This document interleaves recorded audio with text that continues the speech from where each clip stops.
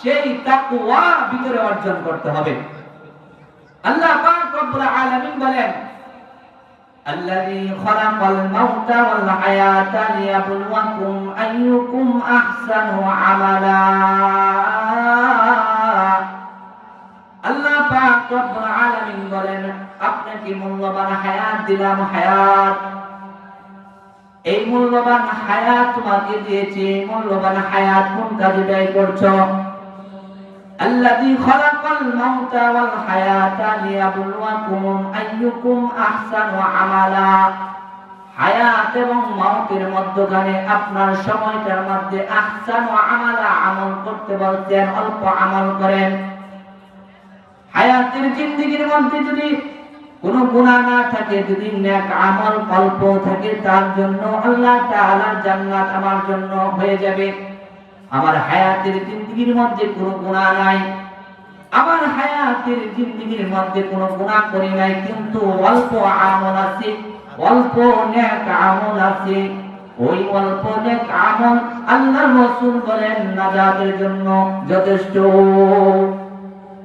আপনার আমার এই হায়াত কখন শেষ হয়ে যাবে, আপনার আমার মৃত্যু কখন আসবে কেউ জানি না। জানি? আওয়াজ দিয়ে বলে জানি। মৃত্যু তো যে কোনো সময় আপনার আমার হইতে পারে। মরণ থেকে যতই পালাও, মরণ তোমায় লইবে গিরি।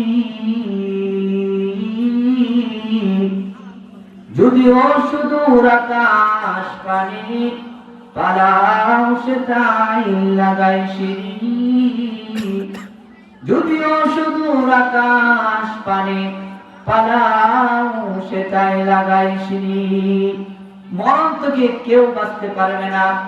মরণ থেকে কেউ যদি পানির পাত্তাল দেশেও যদি চলে যায়, আজরাইল সেখানে যাইতে পারে কি পারে না? আওয়াজ দিয়ে বলি, পারে কি পারে না? আল্লাহ তাআলা বলেন, মরণ থেকে পালানোর জন্য তুমি যদি আকাশেও চলে যাও, আজরাইল সেই জায়গাও যাইতে পারে। মরণ থেকে কেউ পালাতে পারবে না। মরণ তোমার সময় মতোই তোমাকে পাকড়াও করবে।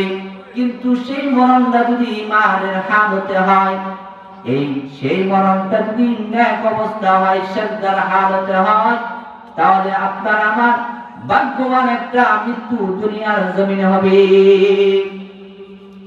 নেককারের নেক হালতে মৃত্যু, বদকারের বদ হালতে মৃত্যু। মুফাসসিরে কেরাম বর্ণনা করেন যে এই মৃত্যু কখন আসবে, কোন সময়